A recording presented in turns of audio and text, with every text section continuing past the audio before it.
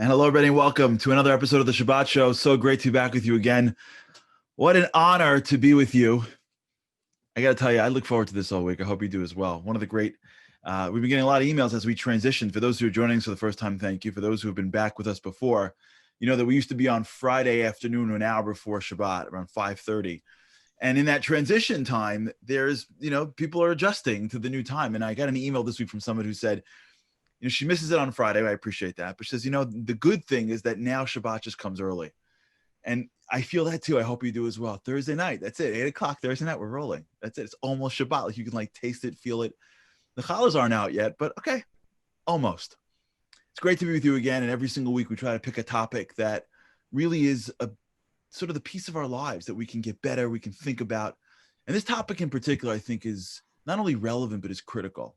Definitely something that we're going to talk about on Shabbat, I hope, at your tables. And it's a topic of confidence and arrogance. How does it work? Confidence and arrogance. We have this, I think, this misperception of what the Torah, what Judaism speaks about when it speaks about humble, being humility, someone being humble. And when you think of someone who's humble, you may think of it like the person is meek and he sits in the corner and his head's always down.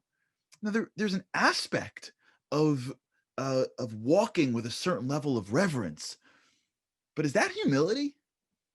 Is humility just keeping your head down and assuming that you can't? Is that what this is about? If you look at the profile of one of the greatest leaders of all time, Moses, you'll see this is a man who did anything but put his head down. He went up against the most powerful man at the time, Pharaoh.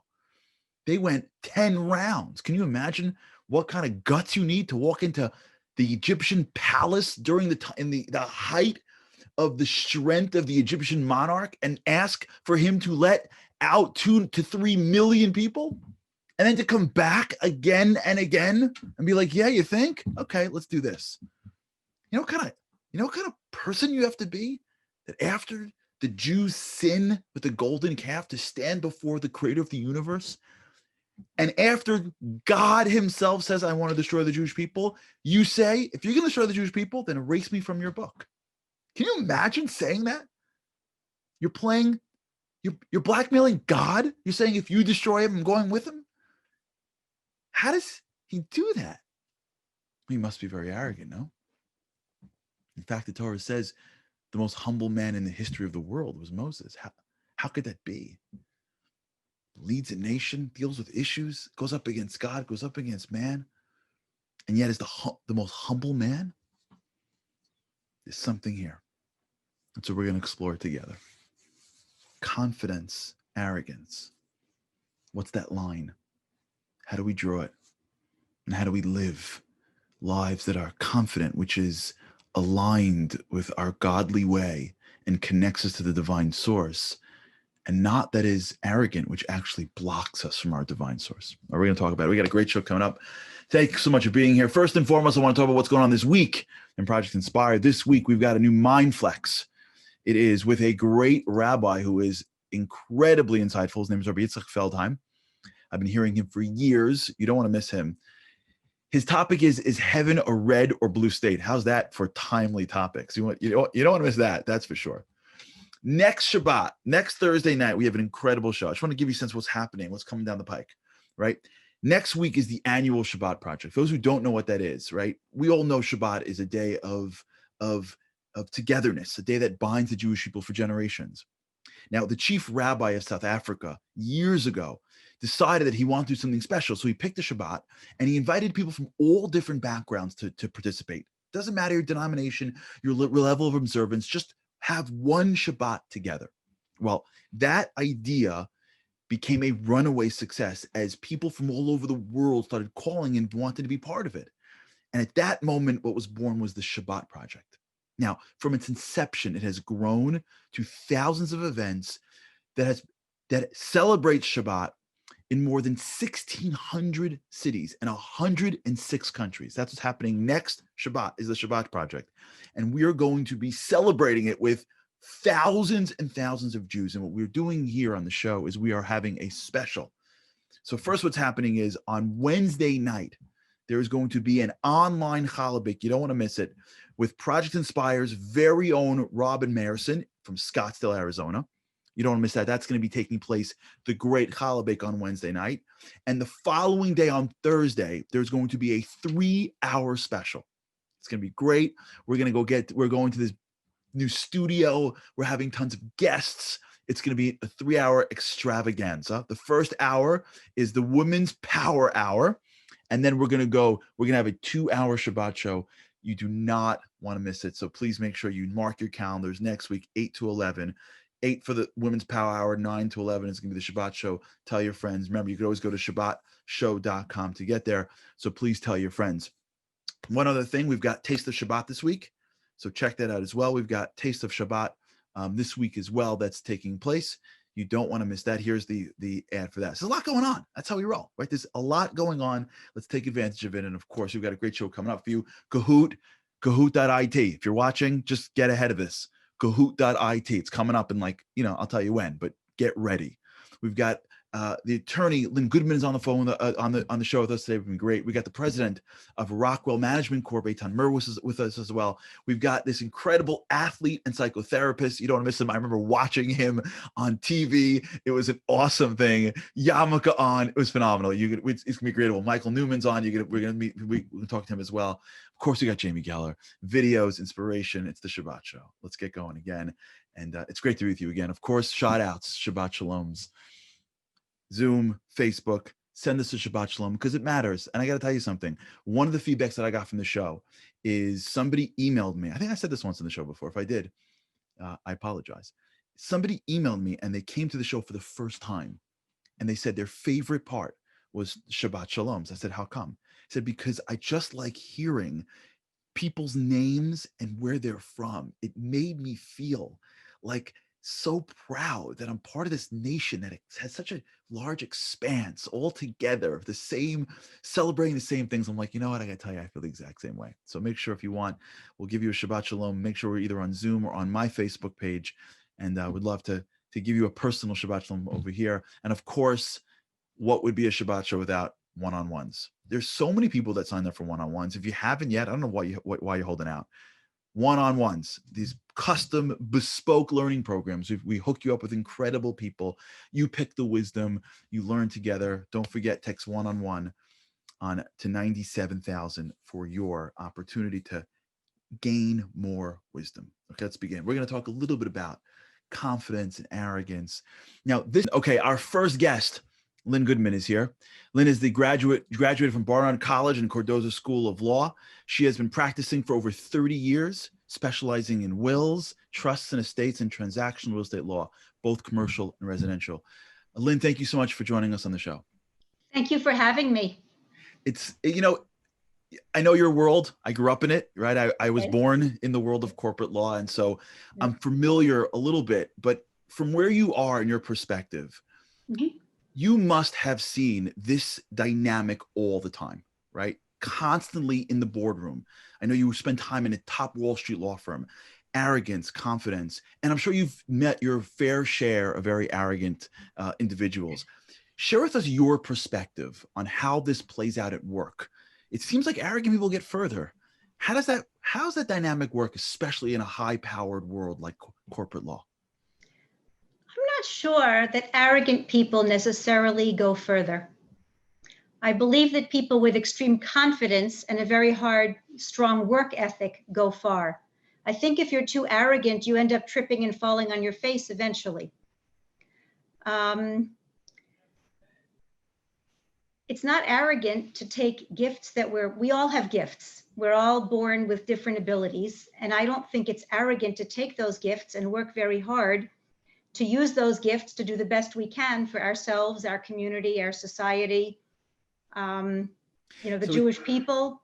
I agree with you completely. And I think, at least for me, when I was growing up, and I was my first few years in Davis Polk, and I remember that feeling of looking over to that lawyer who was arrogant, and it seemed like you got to do that to make it, and it just felt wrong. And sometimes in life, people think that they feel like, how come that guy's got it, or that person is making it, or they seem to have more stuff. And I guess it's because I'm not pushing myself more, or I'm not stepping on that person. So what has been your experience with that in terms of seeing those people and how it really plays out? Look, to a certain extent, you do need a huge amount of confidence, sometimes bordering on arrogance, to accomplish certain goals. I don't believe you need to step on other people to make it in this world. There are times that you're in a situation where that is the case, and then you take stock and you say, either I want to be here or I don't want to be here, and you find a way to step back and refocus yourself. Right. You know, it's interesting. I understand that you left Big Law and you had this great advice that your grandfather gave you about that move and holy chutzpah. Can you share with us a little bit about your grandfather and that advice that seemed to be so powerful to you? Oh, you know what? I started out at a large Wall Street firm. I have 3 children. I downsized with every child. By downsizing, I don't mean that I did something less important, Sure. but within the world's view of a corporate structure, I chose to go to less prestigious environments that would give me the opportunity to control my own life. And looking back, it's the best thing I ever did, but it was very scary. It's very hard to be at a place and at a stage where financially, intellectually, and academically and educationally, you have, I guess, arrived. And then you say, I'm getting off the train because this arrival is stopping me from accomplishing other things that I deem more important. Right. And it's not fully stepping off, it is changing the path. Yeah. Maybe it takes a little bit of arrogance to have to be able to say, I'm going to be okay and I can do this no matter what. But it's also a risk. And my grandfather used to say, the Almighty helps those who help themselves. He was a pulpit rabbi for the same shul for 45 years. And his advice was, if you want to do something, you have to do it. You know, you have your gifts, you have your abilities, make your path. Yeah.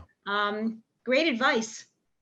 And it's very true that way. And I think this is sort of part of the distinction that we're sort of driving towards. And I think this is what you were saying earlier, which is the recognition, or at least the searching for one's own talents, Right. is not a process of reaching arrogance.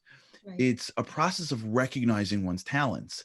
And when you have a certain level of respect that it comes from somewhere and you want to dedicate it, whether it's to your career or other people, that's sort of the path in which allows you to do things. To your Right. grandfather's point, you got to do it. God wants you to do it. If God wanted to give us everything, he would have us sit on a couch and we'd give us a remote control. He creates 6 days a week for us to work with him and be his partner. And I'm sure, and I'd love to hear a little more, I'm sure in your story of retraining yourself and having to go into new environments, you needed even more confidence maybe than staying where you were. In some ways, yes. And in some ways, you know, you make lifestyle choices. I mean, I still have a full-time career. I've just chosen to do it in a different environment where I control my own time. Right. And I answer only to my clients, as opposed to a whole cadre of people who often have their own arbitrary goals. Right. And rules that I don't want to answer to. You know, for me, I was working at a big Wall Street firm. I was doing very large real estate deals. I was in the real estate departments of 2 different firms. And I, you know, wanted more time with my children. And I realized that I could close a $500 million deal in any state in the country, but I couldn't draft a simple will, which made me worthless anywhere but on Wall Street. And that was a very, very humbling realization, because I was in an environment where the people around me all thought very highly of themselves, not necessarily in an arrogant way, but they knew that they were achieving certain things. And I realized that what they were achieving was the antithesis of what I needed for my life. Right.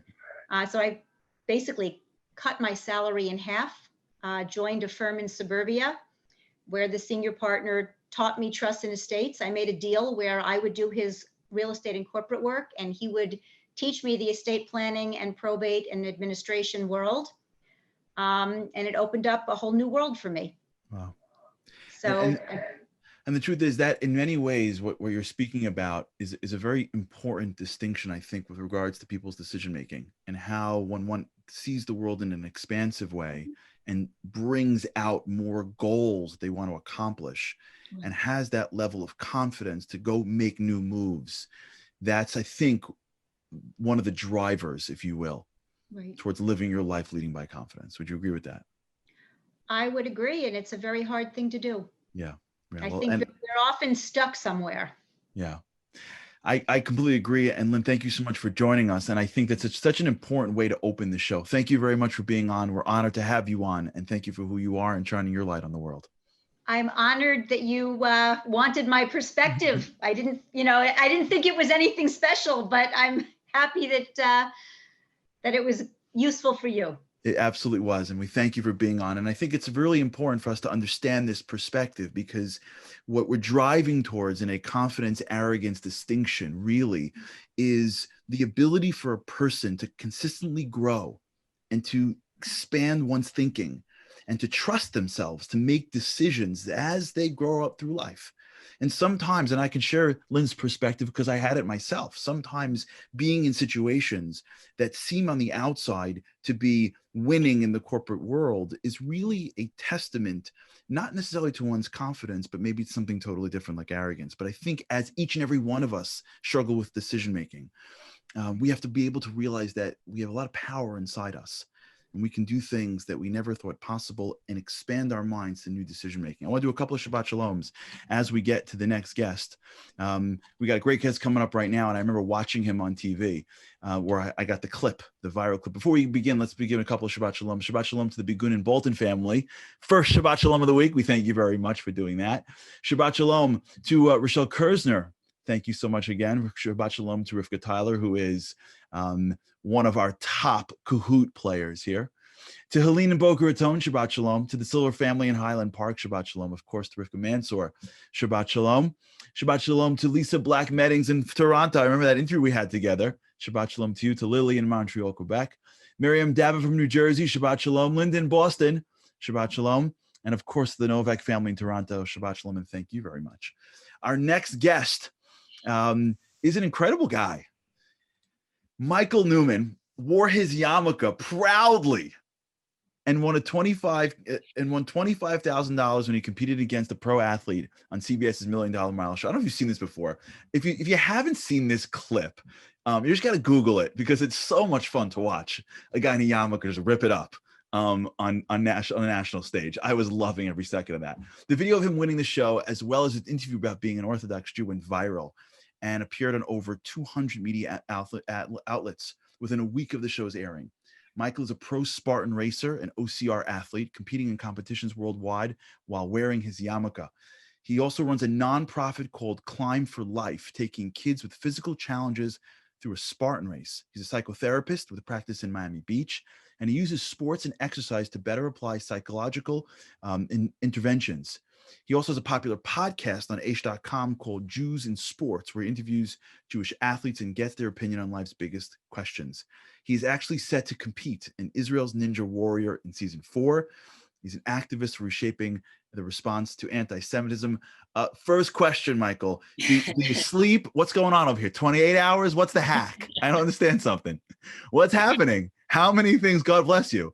Well, we're going to talk about it. Confidence is a heck of a thing. You have mission, you have meaning, you go full out. There's no in between, I'm telling you, you're getting me pumped just to I got to do more. I got to step up my game. I'm kidding me over here. This is such a good conversation for an athlete. Forget all the stuff that you do for a second. Let's focus on the athletics for a second, right? Athletes, right? It's like earlier we had a wonderful woman on who was an attorney. I'm a recovering attorney. I know the game. Right? I'm saying there's professions that seems to reward activity that can come across as being arrogant, right? Athletes and thinking it's me and I can do it. How does that happen? Because I'm sure when you're working out or when you're running, you need to tap into something that's telling you I can when your body goes I can't. So how do you balance between the confident I can versus the arrogant I can? Yeah, we're all confident until actual pain starts, and you want to vomit halfway through the race and stop, and then your brain starts to fire defense mechanisms, and you start to make excuses to say, no, stop, don't continue. And so you look at the connotation from the psychotherapist standpoint, right, of the connotation of confidence and arrogance. So, for example, if you're racing or giving a talk, you and I, Charlie, are giving a talk, right? We can both be confident and arrogant. One can be confident, one can be arrogant. And then, but you would say that doesn't make sense. They are both tools and things that can accomplish something. So I can be arrogant while running a race, and I can be confident while running a race. Mm-hmm. Here's the difference from a psychological lens. It's the connotation of the words. So this is answering your question in a sense that when you're confident, there's meaning. Usually confidence isn't about you. Confidence usually, in my interpretation, is something greater. There's a mission, there's a goal, there's an understanding to why you're sacrificing or overcoming the obstacle that's coming at you. When you're arrogant, it's the same skill to be able to overcome that obstacle, but now it's all about me. It's all about everything I want. It has no mission or meaning. So when you are in pain on a race, and actually I had this halfway through the wall on the show when I wanted to quit. Wait. Slow it down for a second. Yeah. Don't run too quickly. Sorry. What happened on the show? Like, no, slow down that part. So halfway through the wall is a 15-story. Okay, there's a 15-story wall.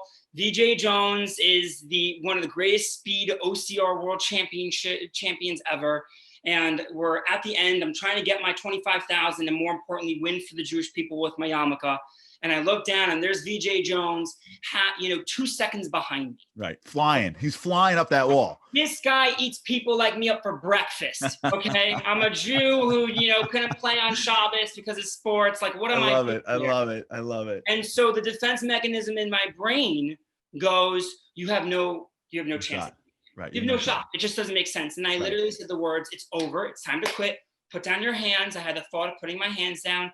I was in tremendous pain. Like, I never knew that if you max out your heart rate and then pump your arms full of blood, it's a pain that's not really fun to have. Okay, time out. 1 second. Yeah. Before you continue on, this is critical. Everyone who's watching this, I want you to hear this, okay? Because when you watch him on the video, which you're all going to see, he looks totally cool up there. Like, nobody could have figured it. He's not going, oh my gosh, right? When you're watching the video, you're thinking the guy's cool as a cucumber. He owns this. So the fact that you're saying this, I want everyone to understand. If you're ever feeling nervous, scared, challenged, I can't do it, any of those things going on in your head, welcome to the club. That's called being normal. Okay, back to you, Michael. Take us back on the wall. No, it's a beautiful point to make because, and I claim it and I say, you're normal. That's what confidence is. Oh, I love that. Confidence is an ability to say, I'm a normal human being. It's the human experience. A great meditator once said, everyone wants enlightenment. Everyone wants to be great all the time. It's not happening in your brain. Right. Your brain is firing on a certain level. So confidence is to be able to say, I am a human being. Accept it. Say, this is the situation I'm in. There is a greater purpose. How can we push ourselves to do what we need to get over? Because it shouldn't be easy. And so when I was halfway through that wall, that's what happened. The arrogance was, I can do this when I started the wall. Oh my gosh, I have 11-second lead on the guy. We should be able to pull this out. And then halfway through the wall, when everything went crazy, what got me through was to be able to take a deep breath. I started talking to Hashem and got in the moment where I realized this isn't about me. There's a greater mission and purpose. And I had that conversation before the race. This is mindset setting. Confidence is a mindset. You set that. And my Rebbe and I discussed, we said, what happens if the yarmulke falls off? This is a crazy story because I lost a Spartan race once because the yarmulke fell off. I went to go back for it. And he said, well, Michael, let's walk through it really quickly. He said, hey, what's the goal? What's the reasoning for the yarmulke? What's the reasoning of being on the show? I said, to make a Kiddush Hashem. He said, great. He said, what's the reasoning? He said, what does the yarmulke mean to you? And I said, Rebbe, well, there's a study that shows that when a phone is in your pocket, you're constantly thinking about the phone. So too, the yarmulke means a connection to me, Rebbe. So he said, more importantly than sending the message to the world, because there are a time that you can move on, and go back for your yarmulke after. He said, more importantly, what message, not the world, what are you sending yourself? Beautiful. And I said, Beautiful. oh, that's so interesting. I'd basically be saying, you stay there, Hashem, my yarmulke, you stay over there. I'm going to go do this. I'll come back. Confidence is meaning. Confidence is realizing there's something greater than yourself. You're not here. Arrogance is about yourself. So confidence is, what can I do? What are the skills and things that I need? A mindset. Kobe Bryant doesn't go into Mamba when he shoots the basketball. It's years and practice before that makes him have the instinct of shooting it. So that's what happened in that moment on the wall, where it was the confidence kicked in from the arrogance and said, there's a greater purpose. Let's go get it. And I think that's a great point. I love what you said. And I want to just slow it down because I want everyone to get it. That when you are running as fast as you can to win that race, you click from about me, I got this, I own this, it's about me, arrogance, to there's something greater here. I want to represent my people. I want to represent my God. And I'm not giving up, not because like I'm pounding my chest. I'm not giving up because I believe in something greater than myself. Many people don't appreciate that when you click into mission mode, you're actually doing much more and you're pushing much harder, because mission mode brings out so much more of yourself than me mode. And so you'll see somebody that may look like he is or she is acting with a certain level of, let's say, confidence, and you won't appreciate that what could be going on in his or her head really is they've clicked into mission mode and they're connected in a deep way. And so that what's really driving them, even greater than arrogance, is confidence. And I think if people understood that, myself included, the more things I attach a mission to, the more things I take past myself, the greater I can become, because it is the confidence that brings the best in us, not the arrogance. Because the arrogance is a self-defense mechanism. Right. Arrogance says I have control, right? When in reality, there's way too many variables to have control in the world. You're not in control. I ran a race blindfolded because I have a foundation where we take kids, and one of my athletes was blind, and so I put a blindfold on, and I, got to see that when you take away sight, you're really not in control. And the only person to, go ahead, the guide, you have to trust the guide. So confidence is saying we have to trust other people. I don't have all the skills, because arrogance is saying, no, I am in control, when in essence you're not. It's a self-defense mechanism our brains put together. It's interesting. I think last week or 2 weeks ago, I don't remember, but I think it was last week, we did a show, maybe it was 2 weeks ago. We did a show on Shabbat in business. It was a great show. We met some incredible people that were willing to risk their business success for their beliefs. And at that point, they felt that they wanted to take on Shabbat, and that was their personal decision. And they were willing to do that, even at risk of financial loss. And it was fascinating to hear from the different people. Each one had the different reasons and connections. I want to delve into that with you for one more second, which is, you said it in passing, and it's very big, which is you were willing on national television to lose a race that you've trained for, I would assume, months, if not years. And you're not going to roll into TV next week for the next game, right? Like this, you're not a professional athlete every week going and playing a game in front of 50,000 people. You're on national TV, and you went in.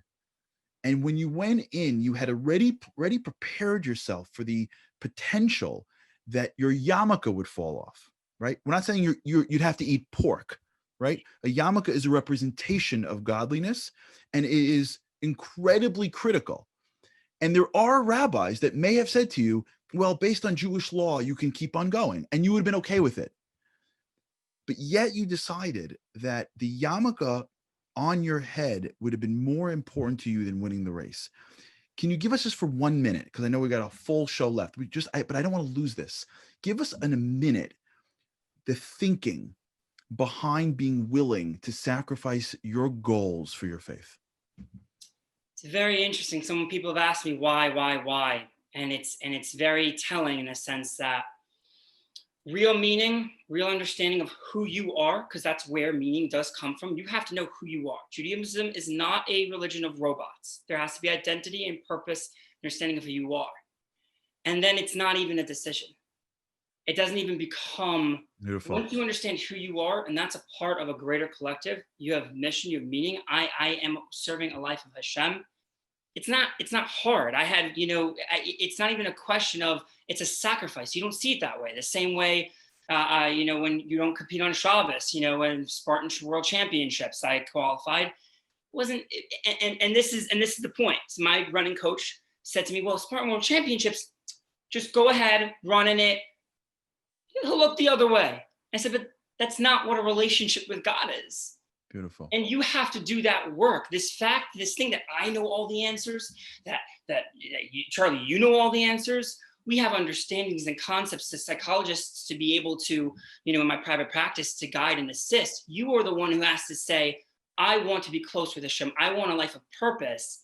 And then everything it's not sacrifice anymore. Beautiful. You're living your life to the fullest. Beautiful. Michael, thank you so much for being on. It's such a great message. When you know who you are, everything around becomes easier. And that is that underlying nugget of confidence and arrogance, because the connection you have to more really drives you to mission. Thank you so much.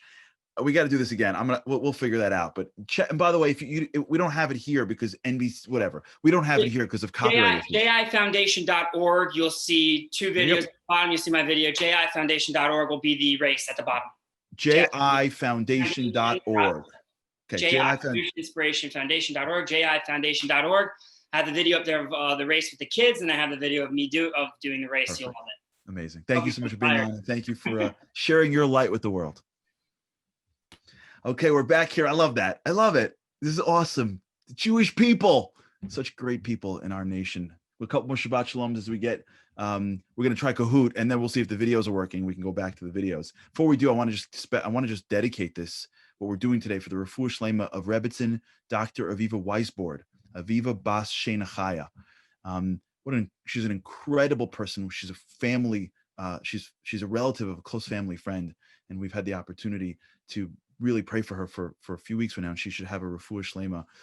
She is the niece of Rabbi Noach Weinberg, who is the founder of Reshet Torah, and her and her husband and her whole family have been such tremendous pillars of the Baltimore community.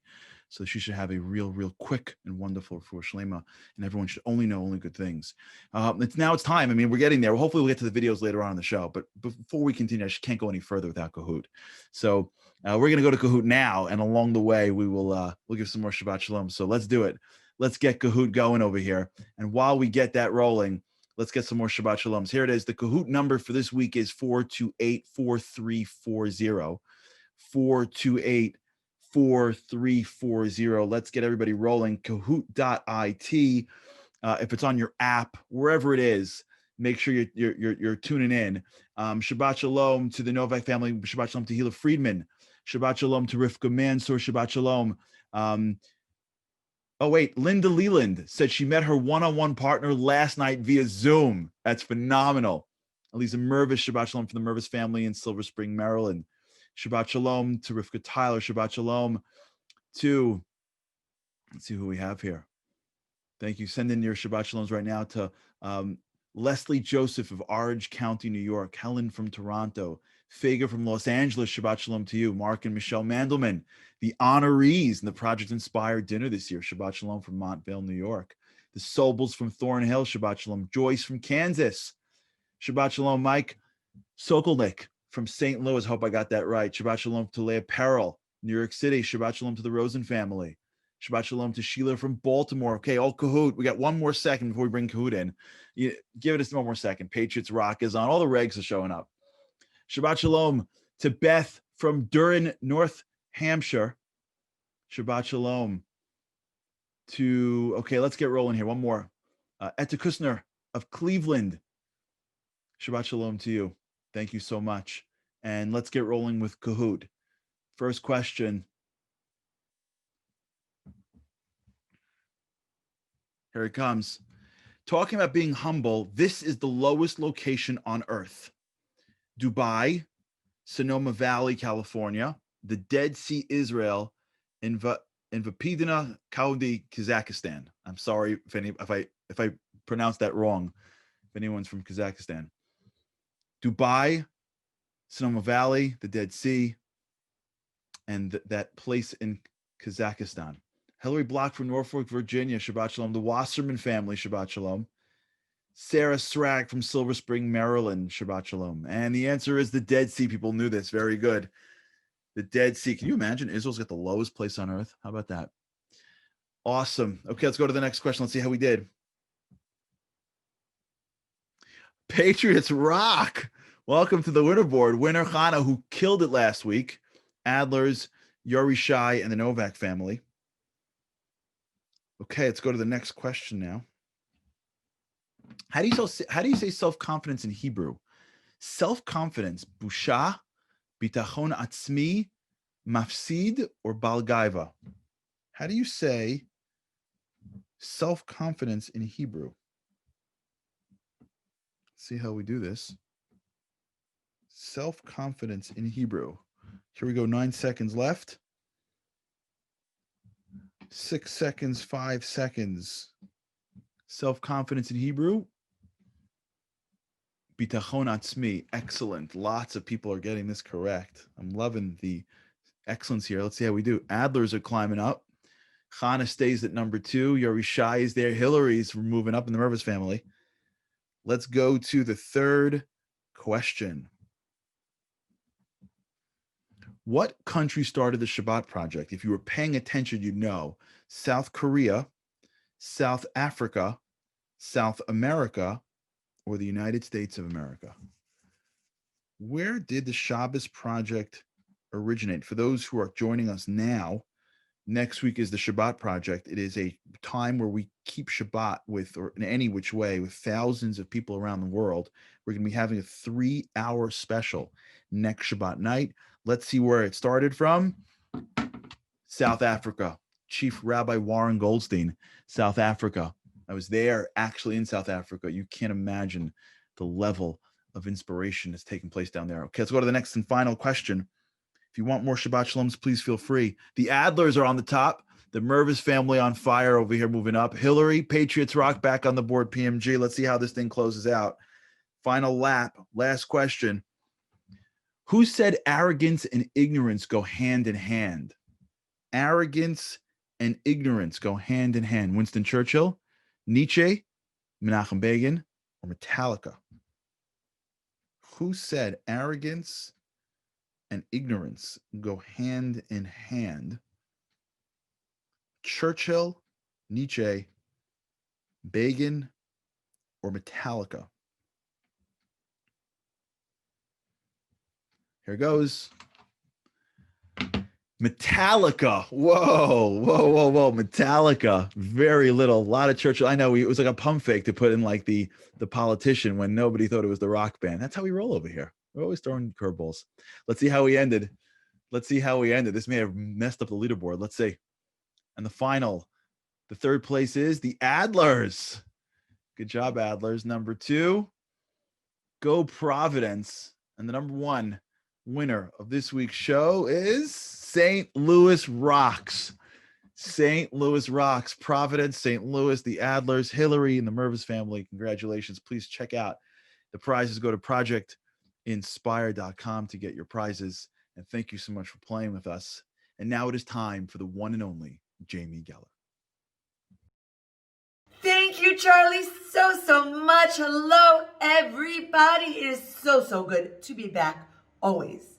Okay, so talking about confidence, this is a intricate looking recipe. It's become very popular in the Shuk Machane Yehuda here in Yerushalayim, in Jerusalem. It actually originates in Hungary, but we're going to show you how to make this like new Shuk craze and trend in a very easy way, with a little bit of a hack, with equipment that you have at home. And even though you might lack some baking confidence, I think that you could easily make this special treat after watching the video. So before I say Shabbat Shalom, I always like to say hi to my parents who are always watching, sending you guys lots of love, and make sure to ask your questions. I'm here every week to answer them. Shabbat Shalom, everyone.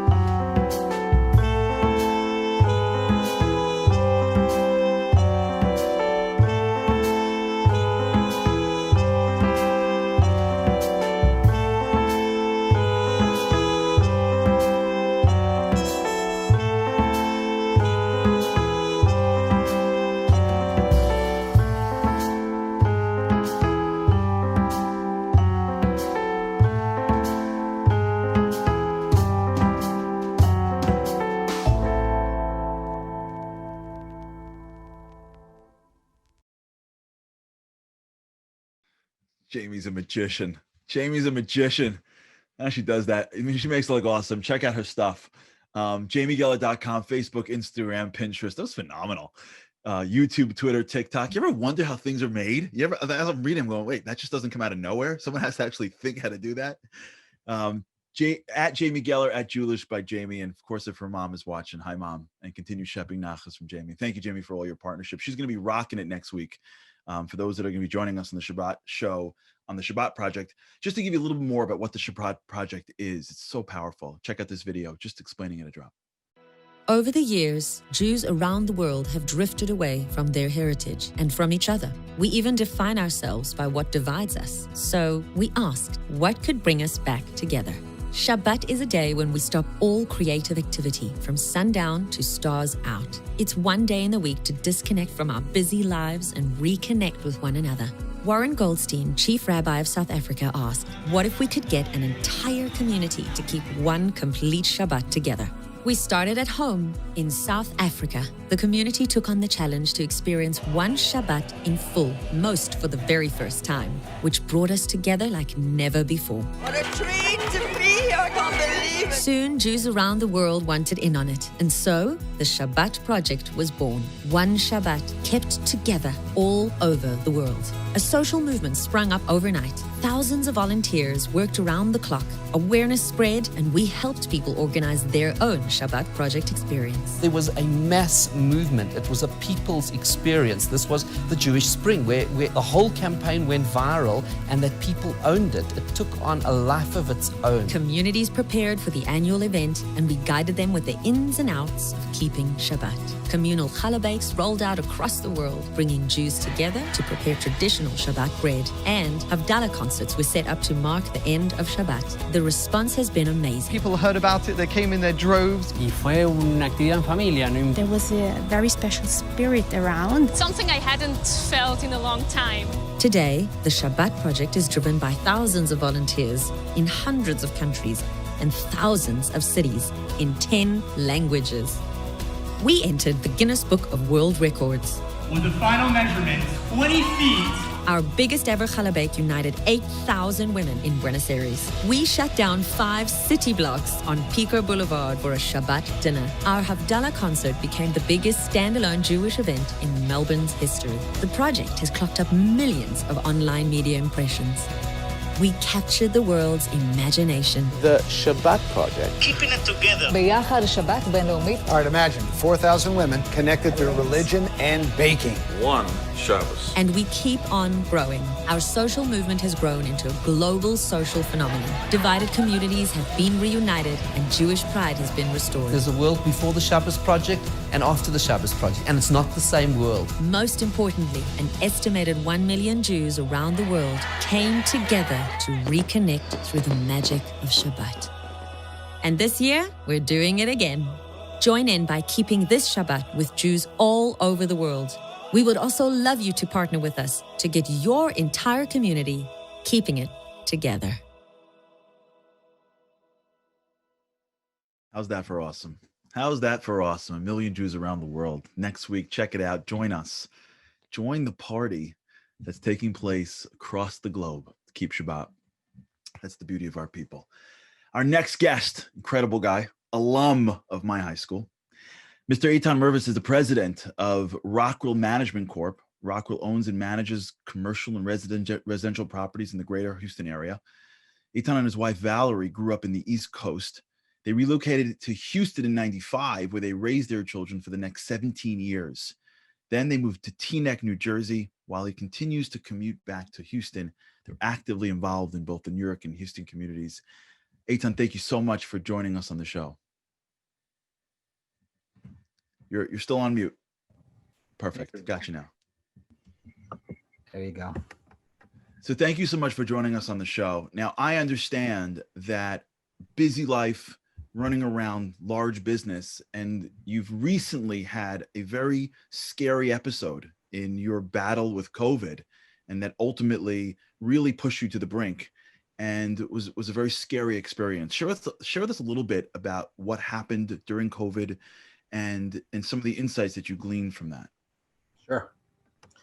So in March, I was in the first wave of victims of the virus. Living in Teaneck, I went to Englewood Hospital. It was a Friday morning. My wife dropped me off at the emergency room, and I didn't really think that I was going to be there for that long. Really had no idea what to expect. But soon thereafter, my breathing became more difficult, and they admitted me into the hospital. And over the next 24 hours, things started to get really, really bad. And Saturday night, I had tremendous difficult breathing. And back then, they wouldn't let anyone in the hospital. And I reached out to my family, and I was very scared. Things were getting worse very quickly. I was hooked up to one of those nasal cannula oxygen machines, and my oxygen level was at 80%. My fever was at 103. And by Sunday morning already, my doctor, another Yeshiva Flatbush alum, Dr. Joey Schatzkis, who I had never even met and who happens to also live in Teaneck, told me, my lungs are filled with COVID pneumonia. We need to put you on a ventilator. And the nurse was telling me that they were just waiting for a bed for me to be transferred to the respiratory ward. And I was sitting there, it was Sunday at about noon, and in bed, and all of a sudden, something miraculous occurred. I took my first deep breath in days, and then I took another. And then a few minutes later, I sat up for the first time since I was admitted into the hospital. And then I broke out into a drenching sweat. And then my fever was completely gone. Wow. I immediately called Dr. Schatzkis and I told him what happened. And at the end of the conversation, he thanked me. He said, I made his day, because at that time, I was the only patient he had in the hospital that actually had a turn for the better. I called my wife and I tearfully shared with her this incredible news. And I told her that it was nothing short of a miracle. But little did I know how miraculous it really was. That night when I was lying in my bed, I found out what, as Paul Harvey said, now you know the rest of the story. Unbeknownst to me, on Saturday night, while I was struggling to breathe, my 18-year-old son created a WhatsApp group to say Tehillim for me. He reached out to family, friends, and he's captain of his basketball team. So he reached out to all of his teammates. And before they knew it, 250 people were on that WhatsApp group. And it filled up. And another WhatsApp group was started. And another, and another, and another. By noon on Sunday, over 1,000 people were on those 5 WhatsApp groups saying Tehillim for me around the clock. Wow. And that was the exact moment where I took my first deep breath. Wow. And I really believe that it was from Hashem. I'm completely convinced of it. 7 months later, since that occurred, all 5 of those chats continue to be active, with 700 members saying Tehillim still 24 hours a day, 6 days a week, for scores of cholim. You know, I worked my entire life to raise a beautiful family, build a successful business, be a Torah observant Jew, be charitable, and make a positive contribution to Klal Yisrael. But I never took my I never took my amazing life for granted. I never imagined that in a matter of days, everything that I had, everything that was meaningful, could be taken away so quickly. Perhaps in a way I was close to being arrogant, having not prepared myself for the ones I loved for the unthinkable. When I got home, I made vows to even further improve my mind, my body, and my soul, to make every moment count.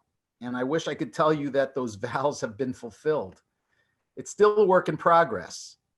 But when people ask me, how am I feeling and do I have any residual impact from COVID, I say most definitely yes. I'm 110% better. A few weeks after I came home from the hospital, a Rebbe of my 18-year-old son told me that while I was in the hospital, many of his students were saying Tehillim. A few days after I recovered, one of the students told him, Rabbi, I never realized prayer actually works. Wow. The rabbi said to me that student's life was changed forever. And my life was changed forever. I never imagined on the verge of being put on a ventilator that lives would be positively impacted by my experience. I'm incredibly thankful for the opportunity to double down on my confidence that Hashem has a plan for each of us and not take for granted every opportunity to personally grow and grow even closer to Hashem. Wow. What an incredible, incredible story. And we thank you. I think it's so powerful. And I just want to ask you one more question. We're getting to the end of the show.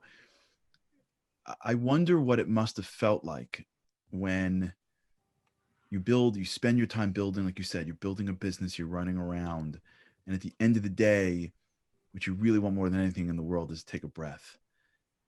What is that transition? And if you can take us into your head when you went, was that a moment where you said, I'll never be the same? Was that a moment where what goes through one's mind at the moment where you can sense there's a turn? Clearly it was euphoric. And I had that discussion with multiple people saying something like this should never happen to you. Amen. But it changed my life forever. And I don't think that there's anyone that doesn't want their lives changed positively forever. Is that not what we strive for in life? Exactly right. And I happen to have had it, and I do the best I can to make it my own life different and to continue to be a positive influence on other people, to share that experience and tell them, don't wait until you can't imagine what life is going to be like for the ones that you loved and never having had the opportunity to express yourself and share it with them. So. Amazing. Well, thank you so much for joining us on the show. What an incredible story and an incredible lesson from that story. And we appreciate it and continue shining your light on this world. Thank you. Wow, what an incredible perspective and is so important for us to understand. And I think what's special about what we just heard is what Eitan was saying at the end as well, which is don't wait. Don't wait. Why should we wait for a moment that pushes us before we can introspect and gain that confidence, that perspective, that understanding of the meaning and purpose of life? And so really very powerful, and thank God he's okay, and he should continue to be okay until 120 years, as they say. The next video we have, which is another individual who went through a certain level of tsaros, as they say, hardship. We learn from everybody. And this individual really has done something very interesting for the world. It was an interesting interview that we want to show you from somebody who you may have heard of before, and his perspective on overcoming challenge and what that does to his humility. Check this out. How does a man spend 27 years in prison, put there by an oppressor, and come out of that experience with not a heart of stone, not a cold heart, but a heart that is willing to forgive and embrace? How is there no bitterness? Well, I hated oppression. And when I think about the past, the type of things they did, I feel angry. You have a limited time to stay on earth. You must try and use that period for the purpose of transforming your country into what you desire it to be. And therefore, you had to reject all negative features in your own soul, in your blood system, and focus your attention on the positive things. I wanted to be known as Mandela, a man with weaknesses, especially because I knew it was not the contribution of an individual which would bring about liberation and the peaceful transformation of the country. And my first task when I came out was to destroy that myth that I was something other than an ordinary human being. I had said that you're one of the most humble person I'd ever met. I will tell you that when Mr. Mandela arrived today, he said to the producer, met with him in the room, and he said, "What is the subject of today's show?" And she said, "Nelson Mandela, you are the subject of today's show." He goes, "Oh, all right." You are not modest, but a very humble man. I wanted to ask, because I think that is the characteristic that stands out for you above all of them, that you are a peacemaker inside yourself. And how do we begin? Those of us who aren't leading countries, but are just leading our own lives, leading our families, come to a sense of truth and reconciliation with ourselves to be a peacemaker. How do you do that? The first thing is to be honest with yourself. You can never have an impact on society if you have not changed yourself.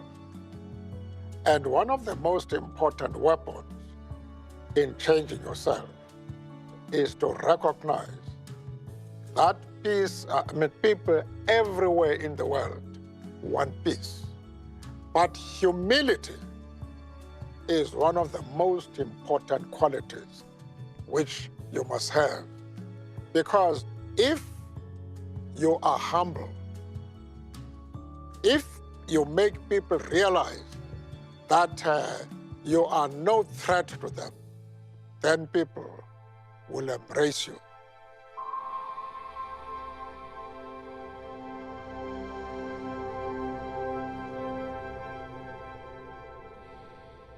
I think that's the point. And I think that's how we should close. Before we do, I just want to remember the one-on-ones if you want that. Remember, next week we got a great show coming up. 3-hour special. Don't miss it. The Shabbat Project. Check it out. Be part of this incredible movement to celebrate Shabbat with thousands of Jews around the country. I think that's the point. Confidence, arrogance. It comes down to who's the most important person. What's it all about? Me? Or is there something bigger than me? You can take all the talents that God gave you. You can take all the health. You can take the ability to work at a high-powered career or be an athlete. You can take everything that we have in this world. And if we take it and use it for myself, even if we look like we're being humble, we're really being arrogant. But you can take your talents and your opportunities and your weaknesses and your strengths and tie it into a greater mission to help people, to honor God, to contribute, to bring value. When we attach something greater to ourselves and when we recognize that the strengths that we have are given to us on loan, one of the most powerful moments to me in the show was seeing a healthy individual say he landed in an emergency room and within 30 hours couldn't breathe and was ready and didn't know. Yeah, it's from God on lease. Life is a gift on lease. We don't have to go through it to appreciate it. But when we take that perspective, we take a deep breath, we realize that I have something to give to this world. When we do that, like Michael said, we actually push further. We do more. It's the confidence that God is with me, that I'm going to do the most that I can to make a difference in this world. It's not about me. It's about what I can do for others. That's the secret to Moses, the most humble man in the world. And look how much he accomplished. That's the secret to our lives.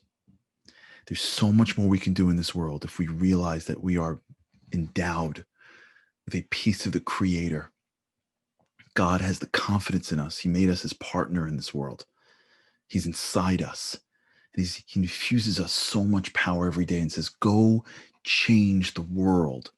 Just don't think it's about you along the way. And if you just remember me and do it for others, there is nothing we can't do. And so on behalf of me and mine to you and yours, I wish you a Shabbat Shalom. May this be a Shabbat of peace and understanding, humility, confidence. May our dreams get big. May we realize how much we can do if we tap into the source of all power. May we focus our minds on giving, not taking, on being able to contribute. And may we put God in the center and just watch what we can become. So I wish you from the bottom of my heart a great weekend, a good Shabbos, a Shabbat Shalom. Next week, I hope and pray we get to do the Shabbat show in Jerusalem. If not, we're going to be at a special studio. I hope you tune in. We're going to be live at 8 with the Women's Power Hour, and I'll hopefully see you with God's help at 9 o'clock for a 2-hour show. And until then, have an incredible week, and with God's help, can't wait to see you again next week. Shabbat Shalom. Father, bring me back to you, back into your loving arms, back into your loving arms. I've gone so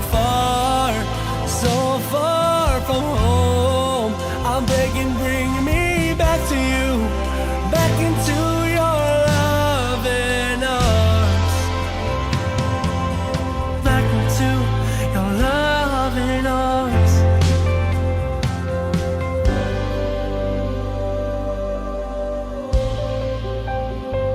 Father in heaven, are you listening? I don't know where I am, I don't know where I've been.